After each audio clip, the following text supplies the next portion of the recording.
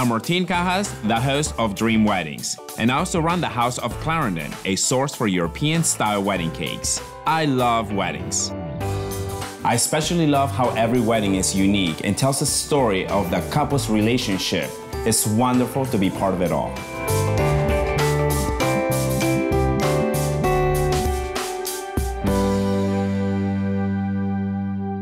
Hi, and welcome to the summer season of Dream Weddings. For many of us, summer is a time for relaxing by the pool and enjoying the sunshine. But it's also the busiest seasons for weddings, and most brides will tell you that it's hard to relax when they have a long to-do list. For Meera Reupen, they didn't just have a to-do list, they had 2 books of things to do, and that was just for the week of the wedding. But I guess that's what happens when you have a big fat Indian wedding. Meera and Reupen's wedding lasted 4 days.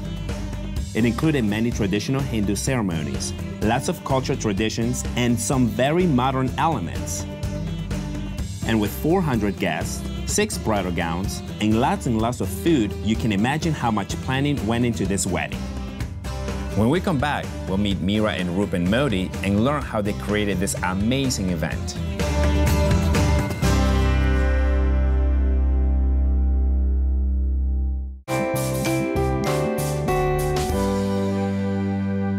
Welcome to Dream Weddings. Thank you.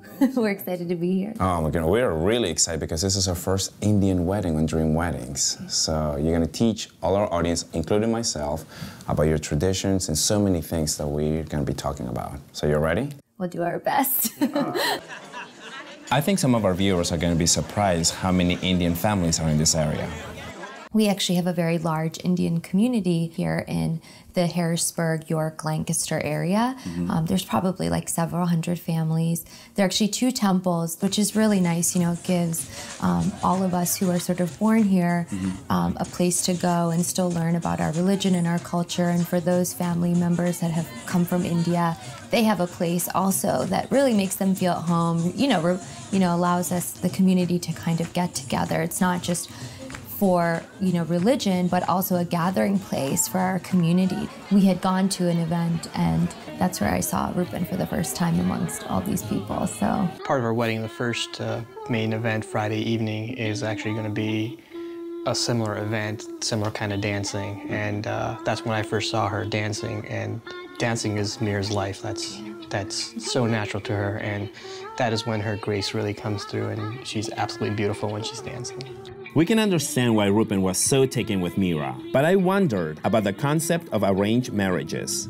Our parents are very supportive of both of us. They raised us to think independently. They raised us to grow up on our own. They respect our decisions. And I think this goes for all Indian descendant families, that they raise their children to be independent and they respect their decisions and their values. Occasionally, it might be parents play a role in making the initial introduction. But then the decision is up to the guy and the girl to see if they're compatible and whether they want to get married or not. I'm sure there were times, hundreds of years ago where maybe people didn't really have a say and the family sort of set it up. But, for example, like my parents, they had a quote-unquote arranged marriage, but that was that the family introduced them. And my parents had every ability to turn around and say no, or they could say yes. Many of the traditions and ceremonies in Hindu weddings are as much about the families as the bride and groom. Even before I was allowed to propose to her, she wanted to make sure that all our family members met and we all got along. Because, for us in Hindu culture, it really is a marriage between 2 families. This is not just Reupen and I getting married, it's our parents getting married. We become one big unit. When Reupen did propose to Meera, there was a photographer there to record the event. Meera gave me the idea, hey, we should get some nice professional pictures done together. So I said, perfect, I'll pop the question then and we'll get to capture the moment. It's something so rare and definitely will be a surprise to her. That's a moment that you just never want to forget, and we have pictures now for the rest of our lives, and we can share that with our children and our family. Meera and Reupen had a huge engagement party at his parents' house. There's a ceremony that takes place, and that's their way of symbolizing that the two families have accepted, you know, this engagement, this union. So in your engagement party, you had a professional photographer as well. And these are just amazing. We definitely have some absolutely amazing memories from that day.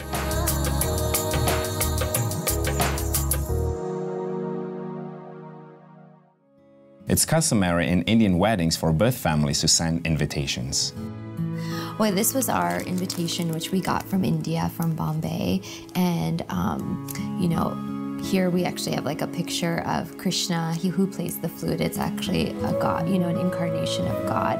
And Meera, who I was named after, she was actually a devotee of Krishna. And then because there's so many events, you know, you need an insert. You can't just have like one card explaining what all the events are, because our wedding is going from Thursday through Sunday. So we wanted to make sure that we sort of had inserts that just explained, you know, what each of the events were. There's something very special besides obviously the look and everything else. There's a scent to this. Yeah, we asked them to scent the paper for us. You just give me a great idea for other weddings Yeah. I'm gonna be doing. Yeah, it smells nice. Smells good. Very nice, yeah. And then the peacock feather, which Krishna always wore, he has a peacock feather. So that's sort of like been our theme throughout each of the events. I went with a very traditional Indian wedding invitation, traditional Indian art. We went with the same concept as Meera and her family did, having various cards for each event. Choosing a date for the wedding was very challenging for Meera and Reupen. According to the Hindu calendar, there are certain days that are considered auspicious where you let good events happen. Then we had to look at the American calendar to make sure we had it on a weekend, otherwise nobody could make it. And it's also about getting a hall, you know, I mean, so much of this is like which hotel is available. When you're trying to work with all of that, I mean, this really was the only day. The venue, not just the date. Yeah. The venue to look. You're not inviting 75 people, 100, 200. You're inviting... We're having around 400 people, yeah. People. We decided to go with the Hershey Lodge. We're actually the first Indian wedding ever, or in a very long time. My cousin, Rakesh Popat, and his sister, Ashley, they both own several restaurants, 4 restaurants actually out in San Diego, and they are actually coming into town, and they're working with Passage to India, which is a restaurant here in Harrisburg. I've never went to a tasting that lasted, what, 4 hours? I know. Neither have I. Food is amazing. Martine, the key to Indian food is put down your fork and knife. You have to use your hands. It tastes so much better, and the experience is going to be so much deeper. Dig in, Martine. Thank you. I'm excited about this.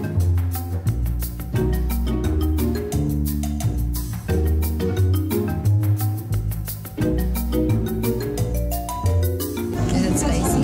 There's another flavor. Oh. In Indian weddings, there's lots of colors. How many dresses and how many different colors are you gonna have? I have, what, 1, 2, 3, 4, 5, 6 different dresses, all different colors. But traditional wedding colors are usually like cream, gold, red, green. You'll see those colors popping up a lot because those are really yellow. You know, those are really traditional colors. 6 dresses. Are they locally or are they from India? No, they're all from India. I had gone for a cousin's wedding in India, and so we figured, well, since we're there, we'll just take a couple days and buy everything. With each one of her 6 outfits, there's an outfit of mine that matches. Except for the one tuxedo at the reception, I'll be wearing traditional Indian attire. With so many events, planning was crucial for both Meera and Reupen. Well, you have to plan out like each event every day, who's responsible for what, who's, you know, making sure they take all the items for each ritual that you have to do. You know, you'll see at the wedding, I mean, there's so many different components that go into the ceremony, making sure you have the rice, or you have the grains, or you have the lighter to light the fire, or you know, all these little pieces. So we have, it's like an 11-page timeline. Wait, of how many literally pages? 11 pages of just like step by step, you know, minute by minute, you know, who has to be where, make sure the cinematographer's there, make sure the photographer's there, who's responsible for getting the boutonnieres, you know, what time is my hair and makeup, all kinds of things. When is their family arriving or whatever, you know. 11 pages. Yeah. Reupen, you had one done too? Yeah, so definitely both families have separate roles in the whole event. We have a similar packet of information and timeline and tasks, and I think I used a twice as larger font, so mine came out to 25 pages. We could not have done this without our family. When we come back, it's time for one of the most popular practices in the Indian culture, the Mehndi, or the henna party.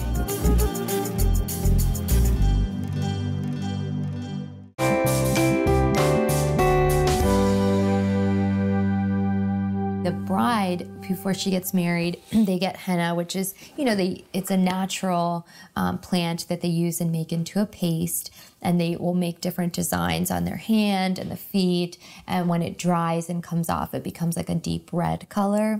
And so we actually have several people from Asian Style Threading Salon coming on Thursday to do the henna. And so it's fun. Usually there's ladies that get together, we sing songs, there's dancing, and we're also inviting the men. Reupen's family will be there as well. We're gonna have dinner, music, and then my dance teacher, actually, from when I grew up here, she's gonna be doing a dance performance, and then my parents' friends are also putting on a dance performance, so which will be really fun. I want to get it done.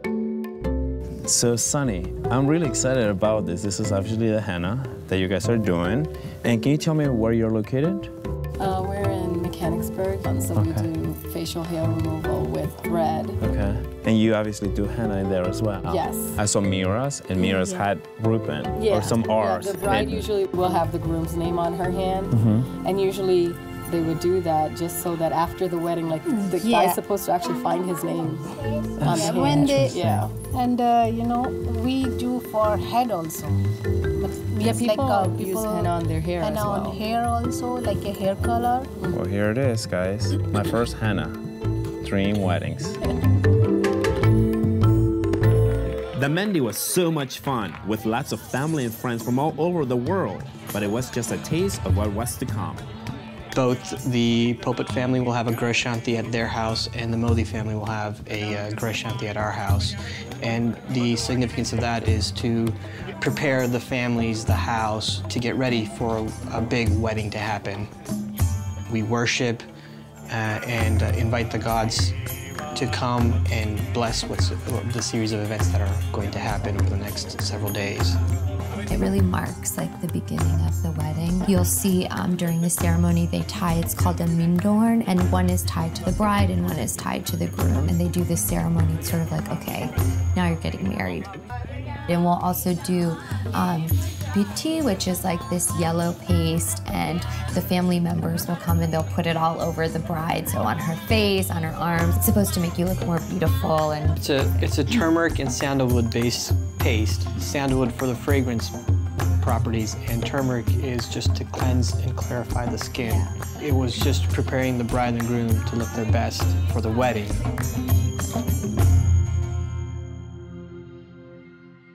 Friday evening, we'll have the Chundari, Ras, and Garba events. the chundari is like a special type of sari, and they will put that onto the bride. And the significance is that now you're wearing clothes from our home. I am now a part of that family.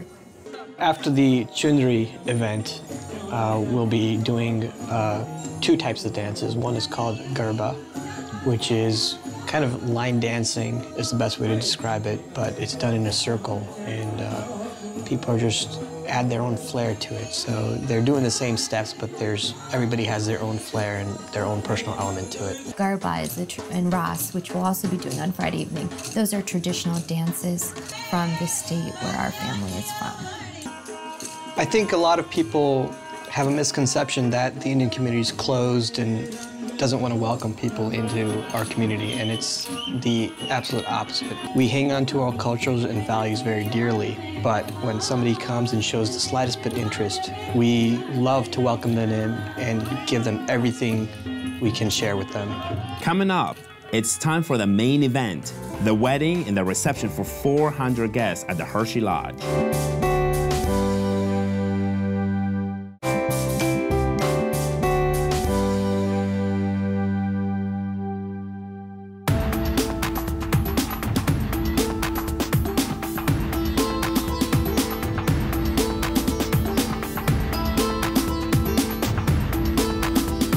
Traditionally, the wedding happens at the bride's parents' home. The groom's family collects at the groom's parents' home, and they all travel together to the bride's family home. And that is called the barat. A lot of dancing, singing. We'll start our barat in a far corner of the parking lot, and we'll just dance and sing our way all the way to the front gates of the ballroom. Now, normally, is that a tradition to bring a horse and Traditionally, the groom arrives either on a horse or an elephant, usually something that makes the groom stand out. We're going to be going with a 1960s Rolls Royce, a beautiful car I was able to find with the help of Tay-Tay at Michael Motors Cars. in Lancaster? Yes. In Lancaster, and definitely be arriving in style.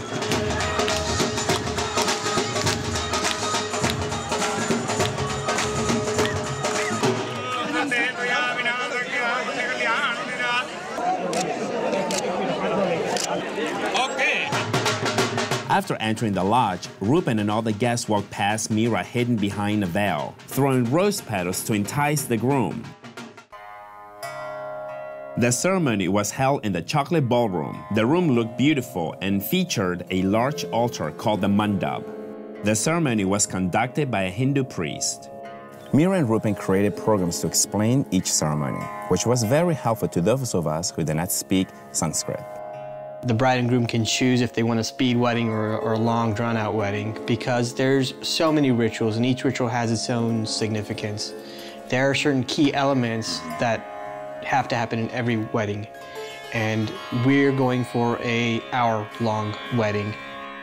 The ceremony started with the bride's parents escorting the groom to the mandap. Then the priest performed the ceremony called the Ganesh Puja to bless the hall. Meera was escorted by other family members down the aisle, while Reupen was hidden by a veil until she arrived at the mandap. Garlands were exchanged, and then the ceremony which signified that the bride's parents were giving her away. Then, the couple were joined by tying the groom's scarf to her sari. The circling of the sacred fire is when the actual vows are exchanged. This was followed by the 7 sacred steps, each representing a vow. In Hindu culture, the groom places a necklace around the bride's neck as a symbol of their union, but Meera and Reupen also exchanged rings. Blessings were bestowed upon the couple by the married women and married men of both families. And finally, the vidai, when the bride bids farewell to her family.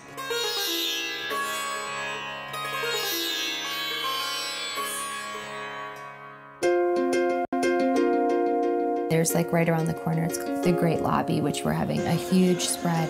I think we have 14 or 15 different items that will be there for the cocktail hour. And our cocktail reception is going to be around 2 hours. That's a flair of Meera, because she thinks the best part of the wedding is the cocktail hour. Like I love that part. So we're not going to have 1 hour cocktail hour. We're going to have 2 hours of cocktail hour. But you have to, because you have a signature drink. Yes, we do have a signature. Which is very non-traditional. Yes, yeah. We got an ice luge that we're getting from Iceworks, and it's actually going to be in the shape of a peacock. They're doing lighting, so there's going to be like one of the drinks, which is the Meera Rani, and then the Rupski, which is his nickname. So we have like 2 different drinks that'll come out of that luge, and then of course, you know, open bar. This is not really anymore about us. We want to throw like a big party for everybody else, and we want them to enjoy. So we just wanted to make sure that we had all kinds of options for everybody. A 2-hour cocktail hour gave the couple a chance to change their clothes and left plenty of time for lots of picture taking with the bride and groom. Not only did Meera and Reupen change their outfits for the reception, so did many of their guests. Most of the men changed into Western wear, except for me, of course. Excellent. Without pulling any kings out of the deck, I know what's in the cards for Meera in the future. A wonderful life with her new partner, Reupen. Thank you. After some very moving speeches, Meera's friends kicked off the party with Bollywood-style dances. They were magnificent.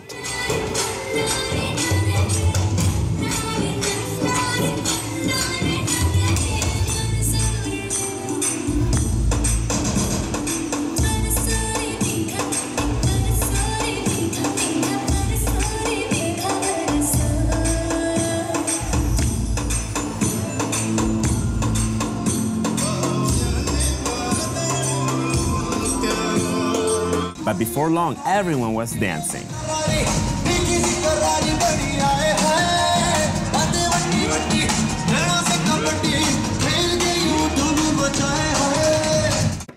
There were many exotic and different traditions in this wedding, but there were also many similarities to Western weddings. Reupen and I are just sort of like fun people. We love to laugh, we love to eat, we love to have good times with our family and our friends. And I think, we want our family and friends to experience, and we hope that your audience will really experience this sort of, understanding like, wow, this is all about family, this is all about fun, and at some point you just have to let go of the planning and just let it happen. It's funny, when I watched My Big Fat Greek Wedding, I remember thinking like, oh my God, this is the same thing. Different communities, we have these rituals, these nuances, and it echoes quite commonly through, it may be a Greek family or a Indian family. It's the same thread, and I think that thread probably flows commonly through the American culture too. I don't think we're that different, and we just express the same values in different ways.